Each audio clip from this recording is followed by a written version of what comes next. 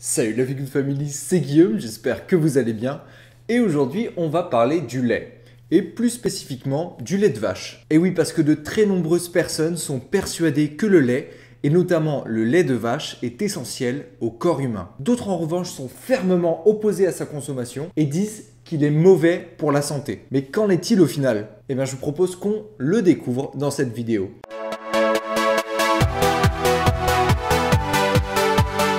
La première chose que vous devez savoir, c'est que le lait renferme un sucre que l'on appelle lactose. Vous en avez sûrement déjà entendu parler. Mais pour le digérer, ce lactose, le corps il a besoin d'une enzyme particulière que l'on appelle la lactase. Et vous et moi, lorsqu'on était bébé, on produisait beaucoup de lactase pour pouvoir digérer le lait que notre mère nous donnait. Mais ce qu'on constate, c'est que dans les pays où la consommation de lait est généralement plus basse, je pense notamment à la Chine ou au Japon, eh bien les enfants arrêtent de produire de la lactase peu de temps après leur sevrage. Il en résulte donc qu'une grande partie de la population est incapable d'assimiler correctement le lactose. Et on appelle donc ça une intolérance au lactose. Cependant, dans les populations où le lait est généralement consommé de manière plus importante, je pense notamment aux pays européens, eh bien la plupart des adultes continuent de produire de la lactase tout au long de leur vie. On a seulement environ 5% de ces populations qui sont considérées comme intolérantes au lactose. Mais comment je sais si je suis intolérant au lactose, moi? Très bonne question. Eh bien, si vous constatez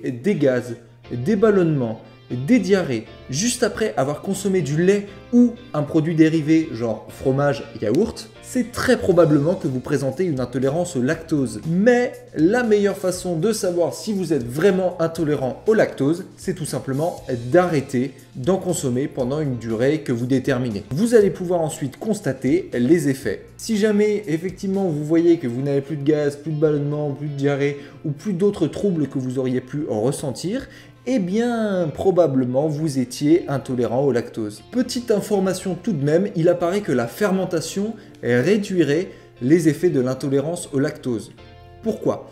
Parce que la fermentation, qui va donc donner lieu au fromage et au yaourt notamment, va encourager les bactéries à utiliser plus de glucides et donc de lactose dans le cas du lait. En conséquence, les gens qui ne produisent pas assez de lactase pour éliminer la dose importante de lactose contenue dans le lait, eh bien vont avoir la tâche facilitée parce que là, les bactéries vont consommer du lactose pour eux. Il y en aura donc moins.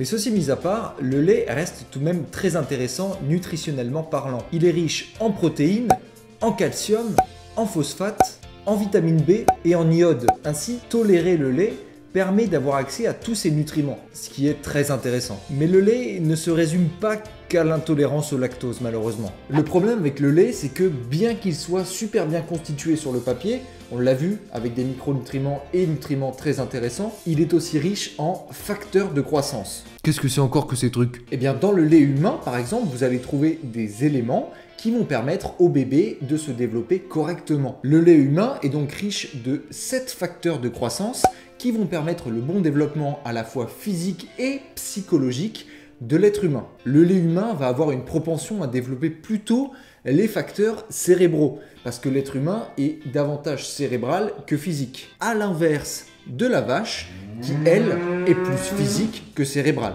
Le lait de vache va donc être constitué principalement de 3 facteurs de croissance qui vont avoir une visée plutôt physique. Et oui, parce que le petit veau doit prendre environ 365 kg le plus rapidement possible pour atteindre sa taille adulte et donc multiplier son poids par 8 en moins d'un an. Vous concluez rien? Et oui, c'est aussi simple que ça.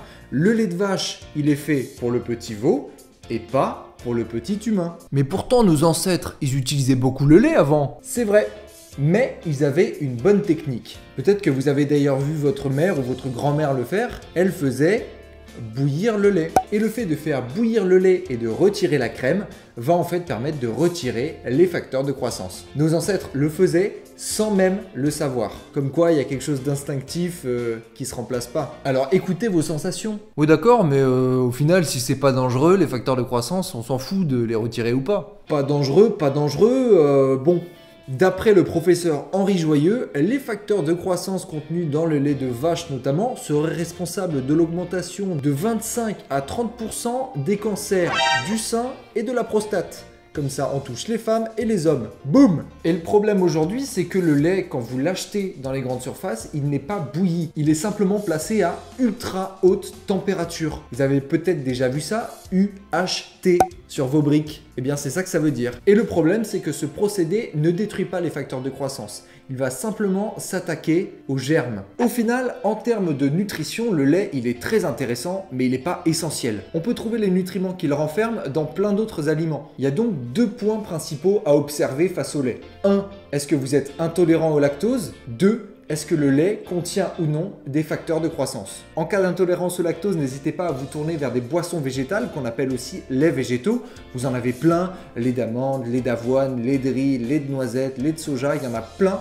Et ils ne vont pas contenir de lactose, donc vous n'aurez pas de problème. À vous de faire votre choix selon vos goûts. Personnellement, j'aime bien varier. Et pour le second point, si vous souhaitez continuer à boire du lait, faites-moi le plaisir, s'il vous plaît, de le faire bouillir et de retirer la crème. Comme ça, vous allez neutraliser les facteurs de croissance. Vous avez besoin de 10 minutes d'ébullition et vous virez la crème et c'est fait. Sinon, si vous souhaitez toujours consommer du lait d'origine animale mais que vous ne souhaitez pas le faire bouillir, regardez plutôt du côté des laits de chèvre, de brebis par exemple, qui sont des animaux plus petits et donc qui vont contenir des facteurs de croissance impactant moins votre métabolisme. En revanche, à consommer avec modération. Voilà la Feel Good Family, vous savez maintenant l'essentiel sur le lait. Donc surtout, si vous avez des questions, n'hésitez pas à me les mettre en commentaire. Dites-moi si vous êtes intolérant au lactose, si jamais vous avez essayé d'arrêter, si jamais vous en buvez encore. En attendant, j'espère sincèrement que cette vidéo vous a plu, vous aura appris des choses. Et si c'est le cas, évidemment, n'hésitez pas à me le signaler en partageant la vidéo, en me mettant un gros pouce bleu en bas, vous savez que ça m'aide. N'oubliez pas non plus de vous abonner à la chaîne et de cliquer sur la petite clochette qui est juste à côté pour être notifié quand une vidéo sort. N'oubliez pas non plus de me suivre sur tous mes réseaux sociaux, les liens sont dans la description. Et moi d'ici là je vous dis à la prochaine, let's feel good!